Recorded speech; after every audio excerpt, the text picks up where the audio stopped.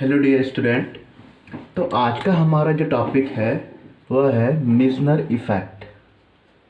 क्या है Mizner effect? Mizner effect हम किसके रिस्पेक्ट में पढ़ रहे हैं? सुपर कंडक्टर के रिस्पेक्ट में पढ़ रहे हैं। ठीक है। मिजनर इफ़ेक्ट को हम कहते हैं, इसका जो सेकंड नाम है वह है फ्लक्स एक्सक्लूशन। फ्लक्स एक्सक्लूशन, ठीक है। ये इस नाम से भी पूछा जाता है और मिजनर इफ़ेक्ट के नाम से ही पूछा जाता है। ठीक है। अब देखो बेसिकली होता क्या है, जैसे हमने प्रीवियस क्लास में पढ़ा था, जो आपके सुपर कंडक्टिंग मटेरियल है या जो सुपर कंडक्टर है, क्या है सुपर कंडक्टर? अगर किसी भी मेटल का ट्रांजिशन टेम्परेचर क्या हो, ज़्यादा हो उसके नॉर्मल टेम्परेचर से, तो किसकी तरह बिहेव करेगा? सुपर कंडक्टर की तरह बिहेव करेगा। ठीक है। अगर उसका टेम्परेचर ज़्यादा है ट्रांजिशन टेम्परेचर से, तो किसकी तरह बिहेव करेगा? वो बिहेव करेगा आपके नॉर्मल मेटल की तरह बिहेव करेगा। ठीक है। तो आज हम देखेंगे कि मिजनर इफेक्ट क्या होता है, किसी सुपर कंडक्टिंग मटेरियल का मिजनर इफेक्ट क्या होता है। देखो बेसिकली सपोज हमारे पास कोई मेटल है, यहाँ पे हमारे पास कोई मेटल है, अगर ये अपनी नॉर्मल स्टेट में है, क्या है? नॉर्मल स्टेट में है, ये मेटल है सपोज कोई, ये नॉर्मल स्टेट में है। ठीक है।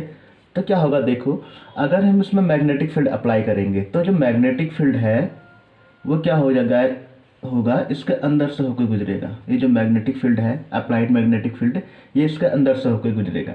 ठीक है। तो इस केस में क्या होता है देखो, इट मीन्स ये इसमें आपका टेम्परेचर ज़्यादा होगा क्या, उसके ट्रांजिशन टेम्परेचर से, या हम इसे ऐसे भी कह सकते हैं, अगर मेटल का टेम्परेचर ज़्यादा है ट्रांजिशन टेम्परेचर से, तो जो अप्लाइड मैग्नेटिक फील्ड है वह आपके जो मेटल है उसके अंदर से होकर गुजरेगा। ठीक है। अगर सेकेंड केस में देखें, अगर हम इस मेटल को कूल कर दें, ठीक है, इस मेटल को कूल कर दें उसके ट्रांजिशन टेम्परेचर के अराउंड, तो क्या होने लग जाएगा, तो ये जो मेटल है अब ये किसकी तरह बिहेव करने लग जाएगा? ये बिहेव करने लग जाएगा आपके सुपर कंडक्टर की तरह, क्योंकि यहाँ पे इसका जो ट्रांजिशन टेम्परेचर है वो क्या हो गया, ज़्यादा हो गया in comparison to their normal temperature. ठीक है। तो जो अप्लाइड मैग्नेटिक फील्ड है उसकी लाइन जो है इसकी बाहर से होकर गुजरेंगी ऐसे। ठीक है। ये इसके बाहर से होकर गुजरेंगी, ये मैग्नेटिक लाइन है। ठीक है। तो इस केस में क्या होगा, इस केस में जो आपका अप्लाइड मैग्नेटिक फील्ड है, अगर हम उसे बी वेक्टर से इंडिकेट करें तो वो जीरो हो जाएगा, और यहाँ पे जो आपका अप्लाइड मैग्नेटिक फील्ड है था वो does not equal to zero. तो यही बिहेवियर आपका कहलाता है मेजनर इफेक्ट। ठीक है। मीन्स यहाँ पे जो मैग्नेटिक फील्ड जो अप्लाई हो रहा है, वो मैग्नेटिक फील्ड की जो लाइंस है वो इस मेटल के अंदर से ना होकर के इससे बाहर से होकर गुजर रही है। मीन्स मैग्नेटिक फील्ड क्या हो रहा है, एक्सपेल्ड हो रहा है। यहाँ पे अगर कहना चाहो तो आप इसे कह सकते हो, यहाँ पे क्या है, मैग्नेटिक फील्ड जो है, मैग्नेटिक फील्ड क्या हो रहा है, एक्सपेल्ड हो रहा है, expelled, magnetic field expelled. Okay. तो हमने क्या देखा, जब हमने हमारे पास नॉर्मल मेटल था जिसका टेम्परेचर ज़्यादा था ट्रांजिशन टेम्परेचर से, तो जब हम अप्लाइड मैग्नेटिक फील्ड इसमें अप्लाई कर रहे थे, तो जो मैग्नेटिक लाइन थी जिससे हम मैग्नेटिक फ्लक्स लाइन कहते हैं, बेसिकली क्या बोलते हैं हम इसे, magnetic flux lines, magnetic flux lines. तो जो मैग्नेटिक फ्लक्स लाइन थी वो इसके अंदर से होकर गुजर रही थी, मेटल के अंदर से होकर गुजर रही थी। ठीक है। तो इस केस में हमारा जो मैग्नेटिक फील्ड था वो था that not equal to zero. लेकिन जब हमने इस मेटल को कूल कर दिया, मेटल की जब हम क्या कर रहे हैं, कूलिंग कर रहे हैं, तो कूलिंग करने से क्या हो रहा है देखो, ये मेटल किसकी तरह बिहेव करने लग जा रहा है, सुपर कंडक्टर की तरह। जैसे ही ये मेटल आपका सुपर कंडक्टर की तरह बिहेव करेगा, तो जो अप्लाइड मैग्नेटिक फील्ड है उसकी लाइन इसके अंदर से ना होकर क्या बाहर की साइड से गुजरेंगी, तो ये मैग्नेटिक फील्ड एक्सपेल हो जाएगा यहाँ पे। ठीक है। तो और जो आपका मैग्नेटिक फील्ड है उसकी वैल्यू क्या आ जाएगी, जीरो आ जाएगी। ठीक है। तो आप कैसे डिफाइन करोगे किसी भी मेजनर इफेक्ट, अगर आप कहोगे when a magnetic field is applied to a material in a superconducting state, the magnetic flux lines are expelled, okay, and the specimen act as an ideal diamagnetic, and this effect is called Meissner effect. okay, चलो एक और figure से इसे समझने की कोशिश करते हैं मेजनर इफेक्ट को। सपोज हम फिर से यहाँ पे कोई मेटल ले लें, ये मेटल सपोज आपका नॉर्मल स्टेट में है, नॉर्मल स्टेट में है मेटल आपका, ठीक है। यहाँ पे इस केस में क्या हो जाएगा, टेम्परेचर ज़्यादा हो जाएगा उसके ट्रांजिशन टेम्परेचर से। तो जैसे हम इससे पहले, अब हम क्या कर ले, इसमें कूल कर ले। इससे पहले केस में हमने क्या देखा था, जैसे ही हमने मेटल लिया था उसमें हमने मैग्नेटिक फील्ड अप्लाई कर दिया था। लेकिन यहाँ पे हम पहले मैग्नेटिक फील्ड अप्लाई करने से पहले उससे क्या कर रहे हैं, सैंपल को हम कर ले रहे हैं कूल। सैंपल की या जो मेटल है उसकी क्या कर ले रहे हैं, हम उसे कूल कर ले रहे हैं। तो जैसे हम इसे कूल करेंगे तो इसका ट्रांजिशन टेम्परेचर ज़्यादा हो जाएगा, किससे, इसके नॉर्मल टेम्परेचर से, ठीक है। तो ये किस स्टेट में आ गया, आपने सी आपका आ गया सुपर कंडक्टिंग स्टेट में, सुपर कंडक्टिंग स्टेट।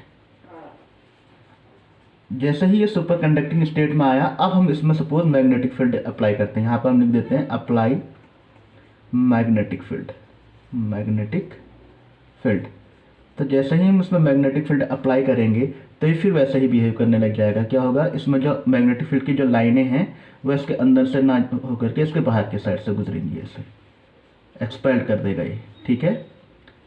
तो दोनों केस सेम था। देखो पहले हमने क्या किया था, इससे पहले वाले केस में हमने क्या किया था, हमारे पास जो नॉर्मल स्टेट में जो मेटल था हमने उसी में से क्या करी थी, नॉर्मल स्टेट में जो मेटल लिया था हमने, इसी में से हमने पहले लाइन पास कर दी थी। तो वो उसके अंदर से होकर गुजरी, सारी जो मैग्नेटिक लाइंस थी या मैग्नेटिक फ्लक्स लाइन थी इसके अंदर से होकर गुजरी। उसके बाद हमने इसकी कूलिंग करी। कूलिंग करने के बाद ये सुपर कंडक्टर बन गया था। तो जो आपकी मैग्नेटिक फ्लक्स लाइन थी वो इसके बाहर से होकर गुजर रही थी, ठीक है। लेकिन अब हमने यहाँ पे क्या किया, पहले हमने नॉर्मल स्टेट का मेटल लिया, उसको मैग्नेटिक फील्ड अप्लाई करने से पहले ही हमने उसे सुपर कंडक्टिंग स्टेट में लेके आए। फिर उसके बाद हमने उसमें मैग्नेटिक फील्ड अप्लाई किया तो हमने फिर देखा ये मैग्नेटिक फील्ड लाइन क्या हो रही है, एक्सपेल्ड हो जा रही है, ठीक है। तो यही बिहेवियर हमारा कहलाता है मिल्सनर इफेक्ट या फ्लक्स एक्सक्लूजन, ओके। देखो जो आपका सुपर कंडक्टर है, सुपर कंडक्टर आपके डायमैग्नेटिक बिहेवियर शो करता है। इट मीन्स जब मैग्नेटिक ससेप्टिबिलिटी है, मीन्स काई की जो वैल्यू आती है वो आती है -1।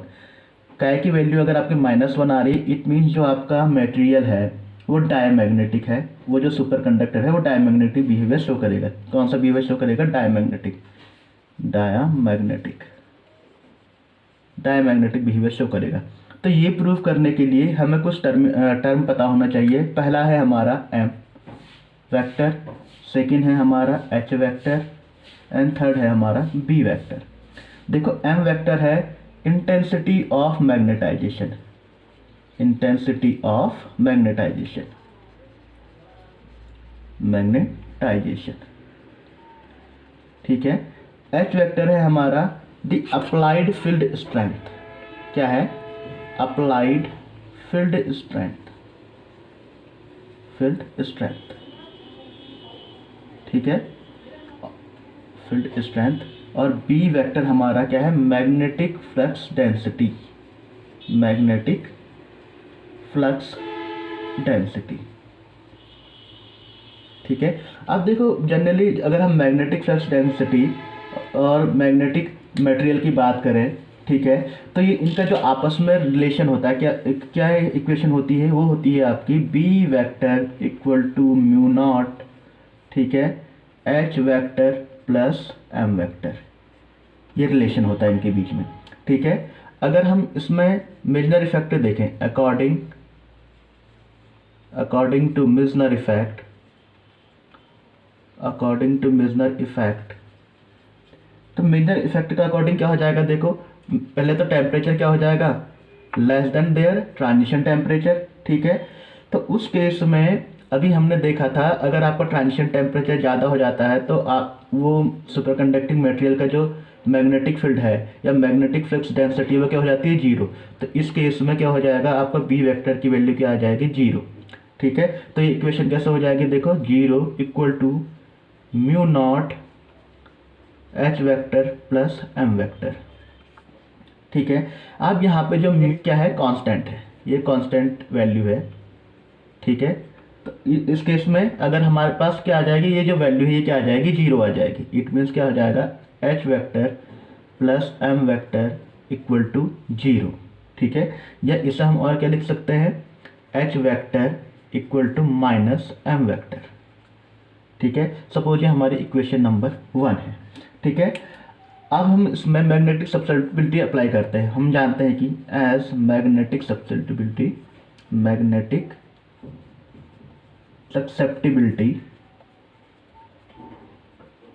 क्या होती है, काय से रिप्रेजेंट करते हैं इसे हम, वो होता है आपका m vector upon h vector. ठीक है, अब यहाँ पे हम वैल्यू अप्लाई कर देते हैं। ठीक है, m वेक्टर हमारा एज इट इज रहेगा, h वेक्टर की वैल्यू इक्वेशन 1 से हम क्या ले लेंगे, माइनस m वेक्टर। इनको सॉल्व करोगे तो वैल्यू क्या आ जाएगी, -1। ठीक है, तो काय की वैल्यू क्या आ गई, -1। इट मीन्स जो आपका सुपर कंडक्टर है वो उसका बिहेवियर कैसा है, डायमैग्नेटिक बिहेवियर। ठीक है, तो आज हमने क्या पढ़ा, पहले हमने देखा कि मेसनर इफेक्ट क्या होता है। ठीक है, जिसे हम और क्या कहते हैं, फ्लक्स एक्सक्लूजन। फिर हमने ये शो किया कि जो आपका सुपर कंडक्टर है वो डायमैग्नेटिक बिहेवियर शो करता है, क्योंकि जो मैग्नेटिक सब्सिटिबिलिटी है उसकी वैल्यू क्या आती है, -1।